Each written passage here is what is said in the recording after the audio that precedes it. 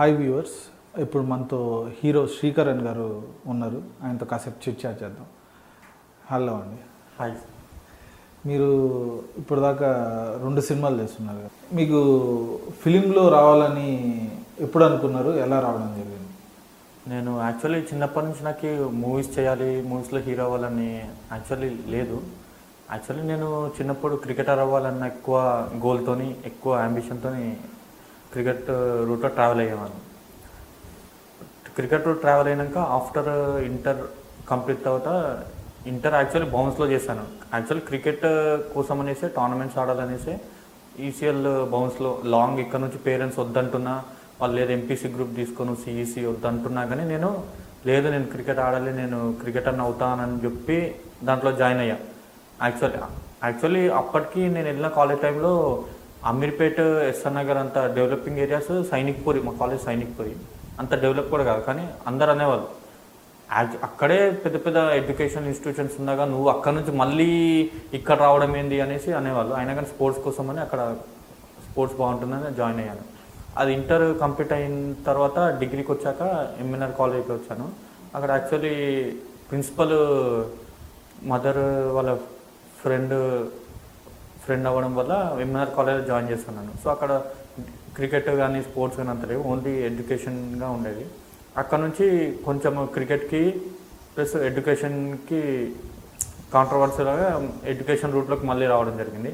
Actually నా mind అంతా మళ్ళీ కాలేజ్లో ఉన్న నా మైండ్ అంతా క్రికెట్లోనే ఉండేది. చాలామంది ఫ్రెండ్స్ కూడా అవ్వడము, తొందరగా కలిసిపోయేవాడిని. ఏ కాలేజ్ వెళ్ళినా ఎక్కడ వెళ్ళినా క్రికెట్ వల్ల అందరితో తొందరగా కలిసిపోయేవాడిని అన్నమాట. అందరూ బాగా ఎంకరేజ్ చేసేవాళ్ళు, బాగా ఆడతావు అది ఇది అనేసి. దాని తర్వాత అన్ఎక్స్పెక్టెడ్గా మళ్ళీ డిగ్రీ కంప్లీట్ అయిన తర్వాత అప్పుడు క్రికెట్కి కొంచెం దూరంగా వస్తూ ఉండాలి. యాక్చువల్లీ ఒక లీగ్స్ మ్యాచ్లో నేను ఉండాలి, 2 డే లీగ్లో. సమ్ పాలిటిక్స్ కారణంగా నా ప్లేస్లో మార్నింగే వేరే పర్సన్ రిప్లేస్మెంట్ అయ్యింది. అయినాక ఆ డిసప్పాయింట్మెంట్తో నేను క్రికెట్ వద్దు, ఏమొద్దు, అన్నీ ఇలాగే అవుతాయని అదొక కాంట్రవర్సీలో అలా వెళ్ళిపోయాను. ఇంకా ఎడ్యుకేషన్ రూట్లో వెళ్ళిన తర్వాత అక్కడ నుంచి సిఏ రూట్లోకి వచ్చాను. బీకామ్ తర్వాత మా ఇంట్లో ఒక సార్ ఉండేవాడు, ట్యూషన్కి వెళ్ళేవాడిని. నేను డిగ్రీ ఫైనల్ ఇయర్లో నేను ట్యూషన్కి వెళ్ళిన టైంలో నేను అకౌంట్స్ బాగా చేస్తున్నానని, నీకు అవి ఇవి సెట్ అవ్వవు, నువ్వు అకౌంట్స్ బాగా చేస్తున్నావు, నువ్వు అకౌంట్స్ రూట్లో నువ్వు బాగా నాలెడ్జ్ ఉంది, తొందరగా క్యాచ్ చేయగలుగుతున్నావు, నువ్వు అకౌంట్స్ రూట్లోకి వెళ్ళు అని నాకు చెప్పేసరికి ఇప్పుడు బెస్ట్గా ఉంది, నువ్వు సీఏ చేస్తే ఈజీగా పాస్ అయిపోతావు అని చెప్పి నన్ను నేను ఎంత స్పోర్ట్స్ ఆడుతున్నా, ఎంత స్పోర్ట్స్లో ఎక్కువనా ఎడ్యుకేషన్ అనేది విత్ మినిమం యావరేజ్గా మెయింటైన్ చేస్తూ వచ్చేవాడిని. టోటల్గా 50-60 మినిమం 60%లోనే మెయింటైన్ చేస్తూ వచ్చేవాడిని, కానీ పూర్తిగా నెగ్లెక్ట్ చేసేవాడిని కాదు. ఎందుకంటే అప్పటి నుంచి డాడీ అంటూనే ఉండేవాడు, ఇవి స్పోర్ట్స్, ఈ క్రికెట్ ఇవన్నీ మనకి వేస్ట్, మనకి అవన్నీ కరెక్ట్ కావు, ఎడ్యుకేషన్ బెటరు, నువ్వు ఐఏఎస్ ఐపీఎస్ ఆఫీసర్ అవ్వాలి అది ఇది అంటూ నన్ను ఊరికే అనేవాడు అనమాట. ఇంకా అది కూడా ఇంత పేరెంట్స్ ఏం చెప్పినా మన మైండ్లో మనం ఏమనుకుంటే అదే చేస్తాం కదా, అట్లా ఆ ఎడ్యుకేషన్ కూడా మినిమం యావరేజ్గా ఎవ్రీ టైం యావరేజ్గా ఉంటూనే ఉండేది. వచ్చిన తర్వాత ఇంకా దానిలో సరే అని సీఏలో జాయిన్ అయ్యాను. ఇక్కడ ఆర్కే ఇన్స్టిట్యూట్లో జాయిన్ అయ్యాను. ఆర్కే ఇన్స్టిట్యూట్లో జాయిన్ అయిన తర్వాత అక్కడ ఫస్ట్ అటెంప్ట్లో రాలేదు. సో దాని నుంచి గుంటూరు మాస్టర్ మైన్స్ వెళ్ళిపోయాను. అక్కడ వెళ్ళాక సీఏ క్వాలిఫై అయ్యాను ఎంట్రన్స్. దాని తర్వాత సూపర్విజ్లో జాయిన్ అయ్యాను. సూపర్విజ్ నుంచి అక్కడ ఐపీసీసీ చేశాక ఆర్టికల్షిప్ 3.5 years గ్యాప్ టైంలో ఇక్కడికి వచ్చాను, హైదరాబాద్ వచ్చాను. యాక్చువల్లీ సూపర్విజ్లో 9 months 1 year కోచింగ్ అయినాక ఎగ్జామ్స్ రాసిన తర్వాత ఇక్కడికి వచ్చాను. ఇక్కడికి వచ్చిన తర్వాత మళ్ళీ ఒక గ్రూప్ ఇక్కడ రాశాను. దాని తర్వాత జిహెచ్ఎంసీ ట్రైనింగ్ అవి ఉంటాయి అన్నమాట. అవన్నీ తీసుకున్న తర్వాత మధ్యలో గ్యాప్ వచ్చిన టైంలో నాకు యాక్చువల్లీ ఇంటర్ డిగ్రీ చదివే టైంలో నాకు ఇండస్ట్రీ ఫ్రెండ్స్ ఎక్కువ ఉండేవాళ్ళు. అంటే యాక్చువల్లీ నేను ఇంటి దగ్గర ఫ్రెండ్స్తోని ఎక్కువ అప్పుడు క్రికెట్ ఆడేవాళ్ళము. కానీ బయటికి కాలేజ్కి వెళ్ళినా, మళ్ళీ వేరే చోటుకి వెళ్ళినా నాకు కొంచెము ఇండస్ట్రీ ఫ్రెండ్స్ ప్లస్ ఈ డాడీ పొలిటీషియన్ అవ్వడం వల్ల ఇంటికి వచ్చి పొలిటీషియన్స్ వాళ్ళు వీళ్ళు ఉండేవాళ్ళు.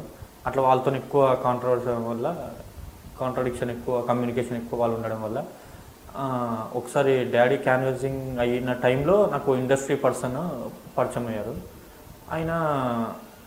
ఆయన షూటింగ్లోకి వెళ్ళి కలవడము, శ్రీహరి షూటింగ్స్, అలీ షూటింగ్స్, అది ఇది క్యాజువల్గా వెళ్ళేవాడిని జస్ట్ చూడడానికి అనేసి. యాక్చువల్లీ అసలు నేను ఇండస్ట్రీకి మామూలుగా వచ్చాను, కానీ మళ్ళీ నేను హీరోని అవుతాను అని అసలు నేనే ఎక్స్పెక్ట్ చేయలేదు. ఇది నాకే ఒక్కొక్కసారి అనుకుంటే నేను ఇండస్ట్రీకి ఎలా ఎంటర్ అయ్యానని ఊహించుకుంటుంటే ఇదేదో అంతా అన్ఎక్స్పెక్టెడ్ సిచ్యువేషన్.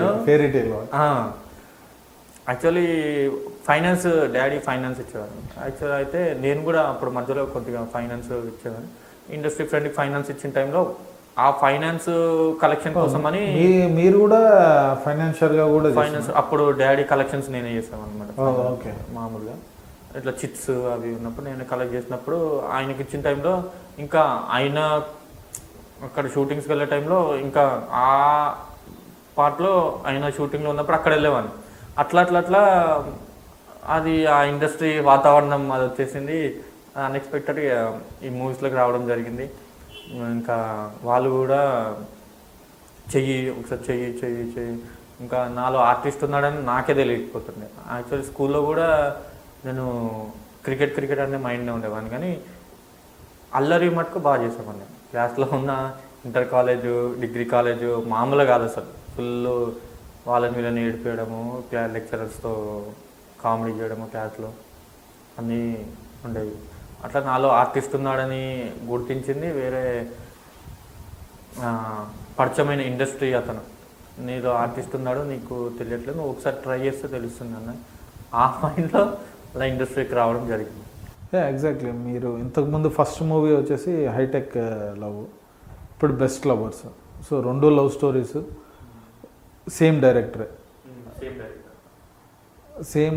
2 వరుస సినిమాలు మీతోనే తీశారు. సో జర్నీ ఎలా ఉంది? జర్నీ జర్నీ బాగానే ఉంది. యాక్చువల్గా జర్నీ ఎక్కువ ట్రావెల్ అవుతుంది కారణం ఏంటంటే మినిమం బడ్జెట్ పరంగా కాంప్రమైజ్ అవుతాము నేనైనా సరే. మళ్ళీ ఎక్కువ ఇప్పుడు నేను కొత్తగా వస్తున్నాను, ఇప్పుడు మూవీ రిలీజ్ అయిందంటే మార్కెట్లో నన్ను వెళ్ళి చూస్తారని గ్యారెంటీ అనేది లేదు. సో ఒక స్టార్ అబ్బాయి వాళ్ళ స్టార్ ఉన్న హీరో వాళ్ళ అబ్బాయి అంటే వెళ్ళి చూస్తారు, లేకపోతే సినిమా బ్యాక్గ్రౌండ్ ఉన్న వాళ్ళని అయితే చూస్తారు. కానీ నేను హీరోగా చేస్తున్నానంటే పలానా మార్కెట్లో ఇంతవరకు కలెక్షన్స్ వస్తాయని ఏం లేదు, కాబట్టి నేను అక్కడే కాంప్రమైజ్ అవుతాం. అట్లా ట్రావెల్ అవ్వడం జరిగింది. ఇప్పుడు వేరే డైరెక్టర్ దగ్గరికి వెళ్తే లేదు, నా దగ్గర ఈ స్టోరీకి ఇంత బడ్జెట్ ఉంటేనే మనం చేయగలుగుతాము, ఇంత అయితే నేను తీస్తాను అంటారు. కాబట్టి వేరే వాళ్ళతో కుదరలేదు. ఎక్కడ బడ్జెట్ పరంగానే కొద్దిగా వస్తుంది. అదేంటంటే మినిమం బడ్జెట్ అయినా కానీ దీనికి ఇంత అయితే కరెక్ట్ అనుకొని ఇద్దరం ఆలోచించి ఇంత అయితేనే కరెక్ట్, దీనికి ఇంత అయితే కరెక్ట్, ఇంత కరెక్ట్, అలా ట్రావెల్ అవుతూ బేసికలీ చాలా ఓపెన్ మైండెడ్గా ఉన్నట్టు అనిపిస్తుంది. ఎందుకంటే ఇందాక చెప్పినట్టు నా సినిమా గ్యారంటీ లేదు, వస్తారు జనాలు అని చాలా ఓపెన్ గా ఫ్రాంక్ గా ఇది అని అండర్లైన్ చేసుకునేసారు కదా. ఆ ఒకటి కొద్దిగా జనరల్ గా హీరోలు అంటే నా సినిమా అంటే తీస్తే రావాల్సిందే అన్నట్టు చాలా మంది మాట్లాడతారు. ఫస్ట్ మిమ్మల్ని ఎటు మాట్లాడడం అంటున్నారు అంటే అది యాక్చువల్లీ ఫ్యాక్ట్. అది మామూలు జనరల్ చాలా మంది చెప్పరేమో కానీ యాక్చువల్లీ ఫ్యాక్ట్. ఇప్పుడు నేనైనా నా గురించి ఏంటో మనకి తెలుసుంటుంది కదా. ఇప్పుడు యాక్చువల్లీ జనరల్ కూడా పోస్టర్ చూస్తే, ఇప్పుడు మేమైనా కానీ కాలేజ్ డేస్లో ఉన్నప్పుడు ఆ పోస్టర్ చూసే వాళ్ళకి నచ్చితే వెళ్తారు. పోస్టర్ యాక్చువల్లీ అందరు చూస్తారు, కానీ మూవీకి వెళ్తారని గ్యారంటీ ఉండదు. సో మనకి ఏంటంటే బ్యాక్గ్రౌండ్ ఉంటే మినిమమ్ ఇంత పరిచయం ఉండి ఇంత శాటిలైట్ వస్తున్న ఐడియా ఉంటే ఇంత మనం తీయచ్చు, ఇంత బడ్జెట్ తీయచ్చు అని. యాక్చువల్లీ నేను కొత్తనే, ఫాదర్ పేరెంట్స్ కూడా యాక్చువల్లీ ఇండస్ట్రీ అంటే కూడా ఎక్కువ నాలెడ్జ్ లేదు. సో నాకు కూడా కొత్తనే కాబట్టి నేను ఎందుకు మళ్ళీ వాళ్ళతోనే పెట్టించి మళ్ళీ ఇంకా రిటర్న్స్ రాకుండే. ఇప్పుడు మూవీ అనేది స్టెప్ బై స్టెప్ అనేది గ్రోత్ అవుతున్నది. ఇప్పుడు ఫస్ట్ మూవీ తీశాను, అది తక్కువలో తీసామనుకో రాకున్నా కానీ బాధపడాల్సిన అవసరం లేదు. సెకండ్ తీస్తాము, ఒక రికగ్నిషన్ వచ్చే వరకు మినిమం మూవీ చూస్తే ఆల్రెడీ తీస్తున్నాడు కదా అని చెప్పి ఒక 2 times రికగ్నిషన్, థర్డ్ మూవీ బెటర్గా వెళ్తే పరిచయాలు పెరుగుతాయి. యాక్చువల్లీ నేను మినిమం బడ్జెట్ మూవీస్ అంటే పరిచయాలు పెరగాలి. ఫస్ట్ ఇండస్ట్రీలో పరిచయాలతోనే ఆఫర్స్ వస్తాయి. ఆఫర్స్ ద్వారా అసలు సినిమా ఇండస్ట్రీ అంటే ఏందో తెలియాలి. యాక్చువల్లీ నేను కొత్తనే వచ్చినప్పుడు నాకు ఎడిటింగ్, పోస్ట్ ప్రొడక్షన్ ఇవి అన్నీ నేర్చుకోవడానికి నాకు కూడా 2 movies టైం పట్టింది. దాని గురించి అనేసి నేను కూడా minimum budget movies, second movie తర్వాత ఇప్పుడు థర్డ్ మూవీ మంచి బడ్జెట్తో ఆల్రెడీ ప్లాన్ చేసాము. స్క్రిప్ట్ వర్క్ కూడా అయిపోయింది. డైరెక్టర్ వచ్చేసి హరి అనుకున్నాము. ఆల్రెడీ అసోసియేట్ డైరెక్టర్ ఉందా లేదా మూవీకి అసోసియేట్ డైరెక్టర్గా చేస్తున్నాడు. సో ఆయన మూవీలో ఇద్దరం కలిసి ప్లాన్ చేసుకున్నాము. స్టోరీ స్క్రిప్ట్ అంతా ఆయనే రాస్తున్నాడు. సో ఈ 2 మూవీస్ తర్వాత మనకు ఒక రికగ్నిషన్ వచ్చినాక థర్డ్ మూవీకి వెళ్తే ఆల్రెడీ 2 మూవీస్ తీస్తారు కదా అన్న ఒక అభిప్రాయంతో జనాలకి మనం ఐడెంటిఫై అవ్వాలన్న దాంతో మేము జనరల్ ముందే ప్లాన్ చేసుకుంటాం. లేదు మనకి ఇంత బడ్జెట్ సూటబుల్ కాదు, మనం ఇంత పెడితే మళ్ళీ మనము కొత్తగా వస్తున్నాము. మళ్ళీ ఇప్పుడు ఏంటంటే ఇండస్ట్రీలో చాలామంది ఫెయిల్యూర్సే చూస్తారు మ్యాక్సిమం వచ్చి బాగా బడ్జెట్ పెట్టేసి 2% కూడా సక్సెస్ ఉండదు. అలా అనేసి మేము కూడా ప్రీ ప్లాన్గానే ఉంటాం ముందే. ఎవరో వచ్చి ఏదో ఇలా చేద్దాం అంటే లేదు మా బడ్జెట్కి ఇదే ఎక్కువ, మేము ఇంతలోనే వెళ్తాము, ఇంకెక్కువ అయితే మేము వెళ్ళలేము, అవసరమైతే ఈ మూవీ తర్వాత ఏదైనా ప్లాన్ చేద్దాము అని అనుకుంటాం. చాలా క్లారిటీగా ఉన్నారు. సో ఇప్పుడు మీరు యాక్చువల్ స్టార్ట్ పెట్టినప్పుడు క్రికెటర్గా స్టార్ట్ పెట్టారు, సిఏ సైడ్ పోయారు, సిఏ నుంచి యాక్టింగ్ వచ్చారు. సో మీ ఫస్ట్ ఫిలిం కూడా అనుకోకుండా ముందు రోజే కన్ఫర్మ్ అయ్యారు హీరో అని చెప్పారు.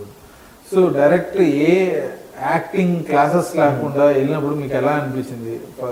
First film first day shoot కానీ? ఫస్ట్ డే షూట్ వెళ్ళినప్పుడు ఫస్ట్ సీన్ సెంటిమెంట్ సీనే తీశారు. అది నేను యాక్చువల్లీ దాంట్లో మిడిల్ క్లాస్ మెంబర్ ఉంటాను హైటెక్లో. అమ్మాయిలు అనేది ఎలా బయట హైటెక్ ఎలా ఉన్నారు అనే 2 క్యారెక్టర్స్ ఉంటాయి అందులో, నాదొకటి ఇంకొకతని. నాదేమో మిడిల్ క్లాస్ వాళ్ళతోని, మిడిల్ క్లాస్ అంటే ఎలా వెళ్తారు అనేసి, హైటెక్ అంటే బాగా రిచ్గా ఆలోచించిన వాళ్ళు ఎలా వెళ్తారు అన్న 2 కాన్సెప్ట్స్ మీద మూవీ తీయడం జరిగింది.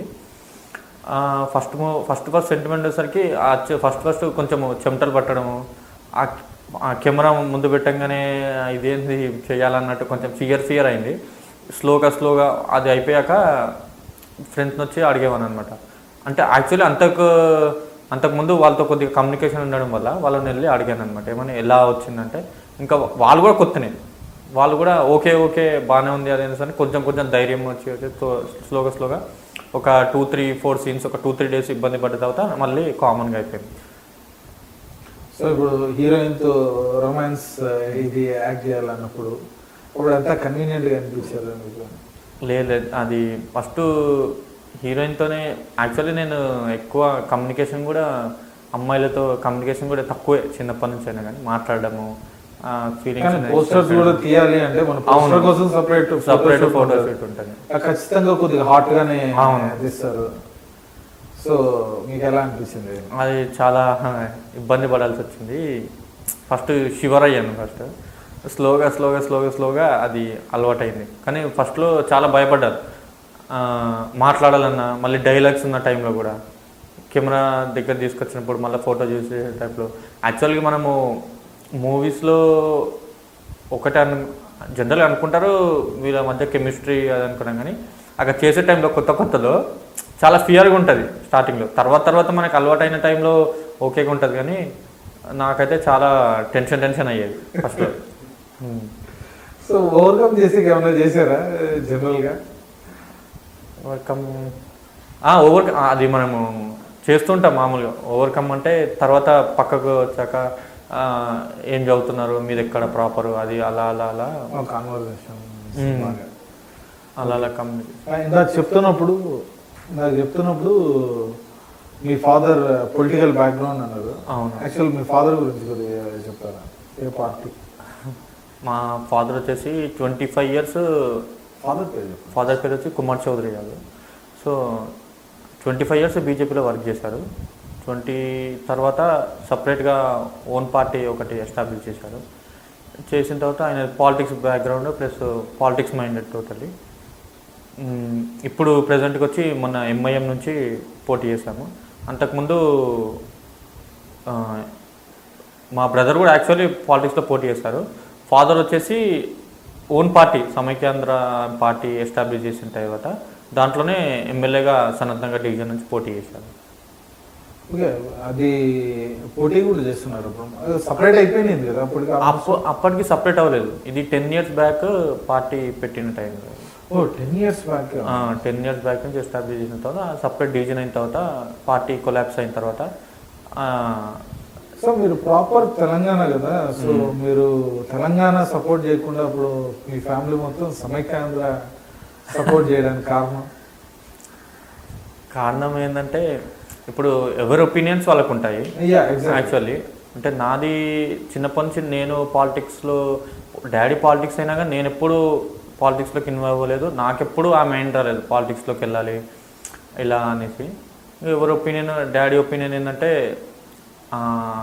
ఎలాగైనా ఏమంటారు, విడిపోవడం ఎందుకు, కలిసి ఉంటే అన్నీ ఒకటే కదా, మనమైన వాళ్ళమైనా, ప్లస్ డెవలప్మెంట్ అనేది కూడా ఉంటుంది వాళ్ళ మనం ఉన్నా కానీ అది ఇది అనేసి ఆయన వే ఆఫ్ థింకింగ్లో, అప్పుడు ఉన్న థింకింగ్లో ఆయన ఆలోచించారనమాట.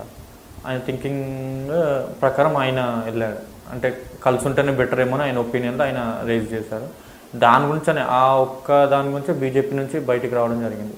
అంటే అక్కడ బీజేపీ వాళ్ళు తెలంగాణ డిక్లరేషన్ చేశారు, తెలంగాణకి సపోర్ట్ అని చేశారు, ఫాదర్ సమైక్యాంధ్ర అని చెప్పి బయటికి రావడం జరిగింది. సో అది ఏంటంటే ఎవరి ఒపీనియన్స్ వాళ్ళవి ఉంటాయి, ఫాదర్ ఒపీనియన్ అలాగుండే అట్లనేసి. ఇంకా ఆ పాస్ట్లో జరిగిన ఇన్సిడెంట్స్ కూడా ఇప్పుడు మైండ్ సెట్ అనేది చాలామంది మారింది. ఇప్పుడు ఉన్నట్టు టెక్నాలజీ అప్పుడు అంతగా ఉండేది కాదు. అప్పుడు సమ్ రజాకర్ మూమెంట్ ఉండేది, అప్పుడు అట్లా డామినేషన్ ఉండేది, ప్లస్ ఇలా అయ్యాయి గొడవలు అని వాళ్ళ థాట్లో వాళ్ళు ఆలోచించి, డాడీ కూడా అలా ఆలోచించి అప్పుడు అందుకనిచే దాని మీద స్టిక్ అయి ఉన్నాడు సమైక్యాంధ్ర. అంటే మనం అందరం కలిసి ఉన్నాము, డెవలప్మెంట్ ఉంటుంది మనకి, అది అనేసి స్టిక్ అయి ఉన్నారు. అప్పట్లో కొంచెము ఆ రజాకర్ మూమెంట్ అవి వాళ్ళంతా దాంట్లో ఉండి ఫ్యాక్ట్ చూసి అనుభవించిన వాళ్ళు కాబట్టి ఆ పాస్ట్ వాళ్ళకి తెలుసు. ఇప్పుడు మనము ఈ జనరేషన్లో ఉన్నాం కాబట్టి మనకి టెక్నాలజీ, డిఫరెంట్ టెక్నాలజీ వచ్చింది కాబట్టి అప్పుడు జరిగిన ఇన్సిడెంట్స్కి ఇప్పటికీ చోటు ఉండదు అని చెప్పేసి ఇప్పుడు మనకి, అప్పుడు పోలీస్ స్టేషన్స్ అయినా ప్రొటెక్షన్ చేయాలని తక్కువ ఉండేది. హైదరాబాద్ నేను చిన్నప్పట్లో ఉన్నప్పుడు నేను మాదాపూర్ వెళ్ళి క్రికెట్ ఆడుతున్న టైంలో మాదాపూర్ అనేది ఏం నాటే అసలు, ఇప్పటికీ అప్పటి మాదాపూర్కి మనము ఊహించుకోలేము దాన్ని. నేను స్కూల్లో ఉన్నప్పుడు మా సార్ వచ్చి ఎక్కడ మ్యాచ్ ఆడదామంటే మాదాపూర్ అనేవాళ్ళం, మాదాపూర్ వెళ్ళి క్రికెట్ ఆడేసేవాళ్ళం. ఇప్పుడు మాదాపూర్ కాదు అసలు, బ్యాట్ కాదు, రోడ్ మీద నించో మనం వాకింగ్ చేద్దాం ఫుట్పాత్ పైన అన్నాడని కూడా వెహికల్స్ ఎక్కడ వస్తాయన్నట్టు అంతా ఉంది. అప్పుడు మేము చిన్నప్పుడు ఉన్న టైంలో అంతా లేదు కాబట్టి ఆ మైండ్ సెట్తోని అది డెవలప్ అవుతున్న కొద్దీ మనకి మైండ్ సెట్ ఉంటుంది కదా. ఇప్పుడు మైండ్ సెట్, అప్పుడు మైండ్ సెట్. అప్పుడు సమైక్యాంధ్ర పార్టీ మళ్ళీ కిరణ్ కుమార్ రెడ్డి గారు దాంట్లో విలీనమైందా సంథింగ్ ఇది. కిరణ్ కుమార్ రెడ్డి గారు కూడా పార్టీ పెట్టారు. యాక్చువల్లీ ఏంటంటే సమైక్యాంధ్ర సమితి పార్టీని కిరణ్ కుమార్ రెడ్డి తీసుకొని డాడీకి ఎమ్మెల్సీ పోస్ట్ ఇస్తానన్న టాక్స్ అయ్యాయి. అయిన తర్వాత మళ్ళీ ఆ సింబల్ ఏమంటారు, తర్వాత వాళ్ళే సపరేట్గా మళ్ళీ పార్టీ పెట్టేసి దానికి సింబల్ వేరే సింబల్ వచ్చిందనేసి, మనకి వేరే సింబల్ వచ్చిందనేసి రెండు డిఫరెంట్ అయ్యాయి. మళ్ళీ వాళ్ళది వచ్చేసి జై సమైక్యాంధ్ర, మనది వచ్చేసి సమైక్యాంధ్ర. అక్కడ నుంచి ఎంఐఎంలోకి ఎలా కలిసారు? ఎంఐఎంలోకి ఎలా కలిసామంటే యాక్చువల్లీ ఇంత పర్సంటేజ్ అనేది అలాట్మెంట్ పర్సంటేజ్ రావాలి. యాక్చువల్లీ ఒక పార్టీ గుర్తు రావాలంటే ఇప్పుడు సైకిల్ ఎలా ఉన్నాయి, కొన్ని నేషనల్ పార్టీస్కి ఇంత పర్సంటేజ్ ఆఫ్ ఓటింగ్ పర్సంటేజ్ ఇంత ఉంటే వాళ్ళు మనకి అది స్టేబుల్గా అంటే ఫిక్స్డ్గా మనకు ఆ గుర్తు అనేది అలాట్ చేస్తారు. అయితే kite symbol, MIM party symbol వచ్చేసి అంత ఓట్స్ అనేవి ఆ ఇయర్ అప్పుడు జరిగిన ఎలక్షన్స్ లేకపోవడం కాబట్టి అదర్ రిజిస్టర్డ్ పార్టీస్కి దేనికొని దానికి అలాట్ చేసే రైట్స్ ఎలక్షన్ కమిషన్కి ఉంటాయి అన్నమాట. సో అలా మనకి ఆ గుర్తు అనేది అలాట్ చేశారు. అలా ఎలక్షన్ కమిషన్ అలా అలాట్ చేసినందుకు ఆ సింబల్ అనేది మనకి అలాట్ అయ్యి వాళ్ళతో మనకి ఆ సింబల్ గురించి అని అటాచ్మెంట్ టైఅప్ అయ్యింది. సో బేసికలీ పాలిటిక్స్ పక్కన పెట్టారు. మళ్ళీ ఇప్పుడు సెకండ్ మూవీ ఇది వస్తుంది కదా, బెస్ట్ లవర్స్, ఆ మూవీ గురించి చెప్పండి. బెస్ట్ లవర్స్ మూవీ యాక్చువల్లీ దీంట్లో నా బ్లైండ్ క్యారెక్టర్ ఉంటుంది ఆఫ్. ఓకే. అంటే ఏంటంటే యాక్చువల్లీ చూసుకోకుండా లవ్ చేసుకుంటాం. దీంట్లో ఫేస్బుక్లో పరిచయం అవుతుంది. ఆ టైంలో సిన్సియర్, ఫేస్బుక్లో కూడా ఇంత సిన్సియర్ లవ్ చేసుకునే వాళ్ళు కూడా ఉంటారని చెప్పి ఫేస్బుక్ కాన్సెప్ట్ మీద మూవీ వెళ్తుంది. దాన్ని టోటల్గా మూవీ అంతా కంప్లీట్ అయింది, సాంగ్స్ కూడా అన్ని కంప్లీట్ అయింది. మేబీ నెక్స్ట్ మంత్లో మ్యాక్సిమం ఆడియో ఫంక్షన్ ప్లాన్ చేస్తున్నాము. ఆల్రెడీ టోటల్గా ఎడిటింగ్ వర్క్ అయింది. సంథింగ్ టాకీ పార్ట్ అనేది ఒకటి, 5.1 RR ఒకటి కొంచెం బ్యాలెన్స్లో ఉంది. అది కూడా తొందరలోనే కంప్లీట్ చేసి ఫస్ట్ అయితే ఆడియో లైవ్ అనేది చేద్దామన్న ప్లాన్లో అనుకుంటున్నాను. మ్యాక్సిమం నెక్స్ట్ మంత్లో ఉండొచ్చు రిలీజ్. ఆడియో రిలీజ్ నెక్స్ట్ మంత్లో పక్కాగా భారీ పబ్లిసిటీతో చేయాలని చెప్పి ఒక రికగ్నైజ్ ఒక ఛానల్లో లైవ్ ఇచ్చుకొని టోటల్ అందరితో కన్సిడర్ చేసి ఫస్ట్ మూవీ కంటే సెకండ్ మూవీ ఎక్కువ పబ్లిసిటీ ఉండాలని చెప్పి. ఫస్ట్ మూవీ కూడా హైటెక్ లవ్ జనరల్గా జనాలకి అయితే పేరు తెలిసింది కానీ అది నాకు తెలిసి అంత అనుకున్నంత ఆడలేదు అనమాట. అనుకున్నంత పక్కన రజనీకాంత్ గారి మూవీ లింగా ఉన్న టైంలో రిలీజ్ చేసాము. లింగా టైం ఉన్నప్పుడు అందరు దానికే పోతారు కదా మేబీ. సో మీరు ఇప్పుడు చదువుతున్నప్పుడు మీకు లవ్ స్టోరీస్ ఏమైనా ఉన్నాయా? Love stories, crushes? Love stories జనరల్గా యూత్ అన్న తర్వాత అందరికి లవ్ స్టోరీస్ అవి కామంటాయి. నాది ఎప్పుడు 2 sides లేదు, only 1 side love, one side love ఉండేది. నేను నాకు కొంచెము ఫియర్ ఉండేది చెప్పాలంటే, ఫియర్ ప్లస్ ఇగో రెండు ఉండేది ఉంటాయి. ఇంటర్ సిఏ చదివే టైంలో కూడా ఒకటే ఇద్దరే లేదు, ఒక జస్ట్ క్రష్ లాగా ఉండేది. అంటే మాట్లాడుకోవడం అలాంటివి ఏమి ఉండేవి కాదు. జస్ట్ యూత్ అన్న తర్వాత పలానా అమ్మాయిని ఇష్టపడతాము అది అలాంటివి ఉంటాయి. ఇంకా తర్వాత నేను ఎక్స్ప్రెస్ చేయలేదు, నేను ఎప్పుడు మాట్లాడలేదు. జస్ట్ అదొక ఇన్నర్ ఫీలింగ్ అంతే. నాకున్న డ్రీమ్స్, నాకున్న ఆలోచనకి నేను మళ్ళీ టైం స్పెండ్ చేయాలంటే నా వల్ల అవ్వదు. ప్లస్ నాకు కొంచెం ఈగో అనమాట. నేను వెళ్ళి చెప్తే రిజెక్ట్ చేస్తే నేను రిజెక్ట్ ఎలా అన్నట్టు ఉంటుంది. దాని బదులు చెప్పకుండా ఉండడం బెటర్ కదా అని చెప్పేసి అలా ఉండేది. క్రష్ అని ఇంకా యూత్లో ఉన్నప్పుడు క్రష్ అనడము అవి కామన్గానే ఉంటాయి. ఇంకా మరి ఫిలిం ఇండస్ట్రీకి వచ్చిన తర్వాత క్రషెస్ అయితే ఏం లేవు, కానీ మామూలుగా ఇంకా ఫిలిం ఇండస్ట్రీ అలా నడుస్తుంది. జనరల్గా రీసెంట్గా సుచి లీక్స్ అని కూడా ఒక లేడీ టాలీవుడ్లో వచ్చి చాలా లీక్ చేసింది కూడా. కొన్ని మామూలుగా హీరోస్కి హీరోయిన్స్కి మధ్య చాలా అఫైర్స్ ఉంటాయని, నిజంగా ఉంటాయా? అఫైర్స్ అని నేను ఏమనుకోను, కానీ ఫ్రెండ్షిప్ ఉంటుంది. ఇప్పుడు యాక్చువల్లీ కలిసి చేసాము అని అంటే ఫ్రెండ్షిప్ అనేది తప్పకుండా ఉంటుంది. బయటకు వెళ్ళినప్పుడు కలిసినప్పుడు, ఏదైనా పార్టీలు వెళ్ళినప్పుడు కలిసి ఉంటాం కదా. ప్రతి హీరోయిన్తో ఎఫైర్ ఉండాలి, కలిసిన అమ్మాయితో ఎఫైర్ ఉంటుందని అది నేను అనుకోను. మ్యాక్సిమం అయితే ఏదో ఫ్రెండ్షిప్ అయితే ఉంటుంది, కలిసి చేసాం కాబట్టి. ఇప్పుడు యాక్చువల్లీ మనం క్లాస్ రూమ్లో ఉన్నా కానీ ప్లస్ అక్కడ చదువుకుని ఇక్కడ బయట కలిసినప్పుడు హాయ్ హలో అని మాట్లాడుకుంటాం అంతే. కానీ ప్రతి అమ్మాయితో ఇండస్ట్రీలో చేస్తుంది అంటే కంపల్సరీ వీళ్ళిద్దరికి క్రష్ ఉండొచ్చు, వీళ్ళిద్దరికి ఎఫైర్ ఉండొచ్చు అని అనుకోవడం మటుకు నేను కరెక్ట్ అనుకోనది. తెలుసు కాబట్టి కలిసి పార్టీ తెలుసు కాబట్టి వెళ్తాము మామూలుగా. ఎప్పుడు ఇంకా అప్పుడప్పుడు కలిసినప్పుడు హాయ్ బాయ్ చెప్పుకుంటాం. ఇప్పుడు మా వర్క్లో మేము బిజీగా ఉంటాం. ఇప్పుడు నెక్స్ట్ మూవీ ఉంది, దాన్ని ఎలా చేయాలన్న కాన్సెప్ట్తో థాట్లోనే ఉంటాం. వాళ్ళు కూడా నెక్స్ట్ ఆ మూవీ వెళ్తే ఆ మైండే ఉంటుంది వాళ్ళకి. యాక్చువల్లీ ఇప్పుడు మనము 10th నుంచి ఇంటర్కి వెళ్ళినాక ఇంటర్ ఫ్రెండ్స్ ఎలా చేంజ్ అవుతారో, డిగ్రీ ఫ్రెండ్స్ ఎలా చేంజ్ అవుతారో, ఒక ఈ మూవీ చేసిన తర్వాత నెక్స్ట్ మూవీకి వెళ్ళినాక వాళ్ళ మైండ్ మారిపోతుంది. ఇక కలిసినప్పుడు జనరల్గా హాయ్ అంటే హాయ్ అదే అని చెప్పు. జనరల్గా ఇప్పుడు మళ్ళీ సుచి లీక్స్ తర్వాత కూడా మళ్ళీ డిస్కస్ చేస్తుంది కాస్టింగ్ కౌచ్ గురించి. నిజంగా కాస్టింగ్ కౌచ్ అనేది ఇండస్ట్రీలో ఉందా టాలీవుడ్లో? అది మనము కరెక్ట్గా చెప్పలేము ఉందనేసి. మేబీ ఫ్రెండ్షిప్ అనుకోవచ్చు, ఏదైనా అనుకోవచ్చు, కానీ ఎఫ్ఐఆర్ ఉందని మటుకు వాళ్ళ గురించి మళ్ళీ నేను చెప్పి కౌంటర్ లేదు. ఎందుకంటే రీసెంట్గా ఇంకొక ఇంటర్వ్యూలో మాధవీలత గారు వచ్చేసి తను చెప్పారు, తను ఫస్ట్ ఫిలిం అప్పుడు తన్ని డీప్ ఫ్రెండ్షిప్ ఏదో వర్డ్స్ వాడాను, సరే గుర్తులేదు నాకు, ఇది చేయాలని. సో అట్లాంటివి నిజంగా జరుగుతాయి? ఎందుకంటే మీరు 2 చేస్తున్నారు కదా. లేదు, నేనైతే అనుకోను. ఎందుకంటే వాళ్ళ సర్కిల్ అంటే వాళ్ళది ఎలా ఉందో నాకు తెలియదు, కానీ మా మూవీ పరిస్థితి అనేది మేము ఎప్పుడు మూవీ ఎలా కంప్లీట్ చేయాలి, ఎలా రిలీజ్ చేయాలన్న ఆలోచనలో ఉంటాం. కానీ దానికి ఎక్కువ మేము ప్లేస్మెంట్ ఇవ్వము ఆ టాక్స్కి అనేది. కానీ ఎందుకంటే చిన్న మూవీస్కి ఎలా రిలీజ్ చేసుకోవాలి, ఎలా అన్న ఇబ్బందులతో ఉంటారు. మళ్ళీ ఇక్కడ ఈ కాంట్రవర్సీ మళ్ళీ ఎలా క్రియేట్ చేసుకుంటారు. ఈ లగ్జరీ అయితే ఉండదు చిన్న మూవీస్కి. యాక్చువల్లీ మ్యాక్సిమం 80 to 90% స్మాల్ మూవీస్కి అలాంటి దానికి ఉండదు. ఎందుకంటే వీళ్ళు ఉన్న మినిమం బడ్జెట్లోనే వీళ్ళు ఇంత ఖర్చు చేయాలి, ఇంత రిలీజ్ అవ్వడానికి ఇంత అవుతాయి, ప్రీ ప్లాన్డ్గా ఉంటారు. మళ్ళీ ఇవన్నీ తీసుకొచ్చి వాళ్ళు ఉంటే అది మళ్ళీ ప్రాబ్లం. సో చిన్న మూవీస్కి అలాంటి ప్లేస్మెంట్ అనేది ఉండదు, అంత లగ్జరీ లేదు, అంత లగ్జరీ ఉండదు. ప్రతి ఇంచ్ అండ్ ఎవ్రీథింగ్ హీరో కూడా యాక్చువల్లీ వర్కర్ లాగానే వర్క్ చేయాల్సింది చిన్న మూవీలో. హీరో కూడా నేను పెద్ద హీరోని, టాప్ హీరోని అని అనుకోవడానికి ఉండదు అక్కడ.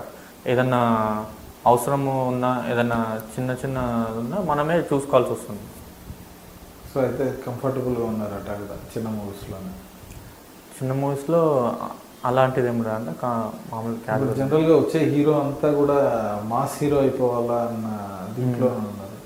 సో మీరు ఎలా ఎదగాలనుకుంటున్నారు? మామూలుగా ప్రతి ఒక్కరికి ఉండే కోరికనే అది. ఇప్పుడు నా ఇన్నర్ ఫీలింగ్ కూడా మాస్ హీరో అవ్వాలనే ఉంది. ఓకే. నా మూవీలో హైటెక్ లెవెల్లో కూడా యాక్చువల్లీ ఫైట్ సీన్స్ పెట్టాను.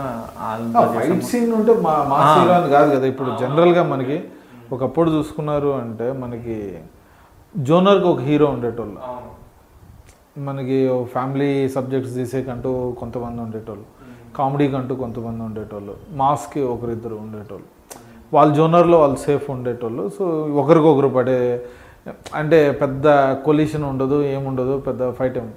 ఒకే రోజు అందరు హీరోలు రిలీజ్ అయినా అందరికీ ఆక్యుపెన్సీ ఉంటుంది. ఇప్పుడేమో అందరు మాస్ హీరోలే అవుతా ఉన్నారు. అంటే మాస్ హీరోస్కి అనేది క్రేజ్ ఎక్కువ ఉంటుంది. అంటే జనరల్గా ఇప్పుడు మాస్ ఫాలోయింగ్, ఇప్పుడు చిరంజీవి గారు ఉన్నారు, మాస్ ఫాలోయింగ్ ఎక్కువ మిగతా అదర్ హీరోస్కి. సో ఫ్యామిలీ హీరోస్కి అంత ఎక్కువ ఇంప్రెస్ అయ్యి చూసేవాళ్ళు తక్కువ ఉంటారు. మాస్ హీరోకి వస్తే వాళ్ళు మెయిన్ మాస్ హీరో అని ఎందుకు అనుకుంటానంటే, ఒక మూవీ పైన మాస్ హీరోకి నెక్స్ట్ 1 year మూవీ హిట్ అవ్వకుండా కాకపోయినా థర్డ్ మూవీ నుంచి మళ్ళా సేమ్ ఫ్యాన్స్ మళ్ళా క్రియేట్ చేసుకోగలుగుతాడు. అదే క్లాస్ లవర్ బాయ్గా తీసిన మూవీ ఒక 1-2 మూవీస్ మధ్యలో ఏమైనా బ్రేకప్ వస్తే మళ్ళీ లవర్ బాయ్గానే మళ్ళీ చిన్నగానే రావాలి, కానీ మళ్ళీ పెద్దగా ఏదో చేద్దాము, ఇది భారీగా తీయాలి అన్న దాంతో రాలేరు. కాబట్టి ఎక్కువ మందికి మాస్ హీరో అవుతేనే కాన్స్టెంట్గా ఉంటారు. మాస్ అభిమానులు ఇష్టపడితే అభిమానం కాన్స్టెంట్గా ఉంటుంది. సో అంటే ఇప్పుడు ఫస్ట్ 2 లవర్ బాయ్గా చేస్తారు, అంటే మూడోది ఇప్పుడు మాస్ ఫిలింకి ట్రై చేస్తున్నారా? అంటే మాస్ అంటే టోటల్ మాస్ ఉండదు, ఒక ఇన్నోసెంట్ బాయే మాస్గా మారుతారు. యాక్చువల్లీ ఫస్ట్ ఇన్నోసెంట్ అబ్బాయే తర్వాత మాస్గా ఎలా మారుతుంది అన్నది సబ్జెక్ట్. దానికి పెద్ద స్క్రిప్టే ఉంది దానికి. Okay okay okay. ఆ సినిమా హిట్ అవ్వాలనుకుంటున్నాం, మూడోది వెయిట్ చేద్దాం ఎలా ఉంటుంది అనేసి. సరే అండి, మీరు అనుకున్న డ్రీమ్ రోల్ త్వరగా చేయాలని.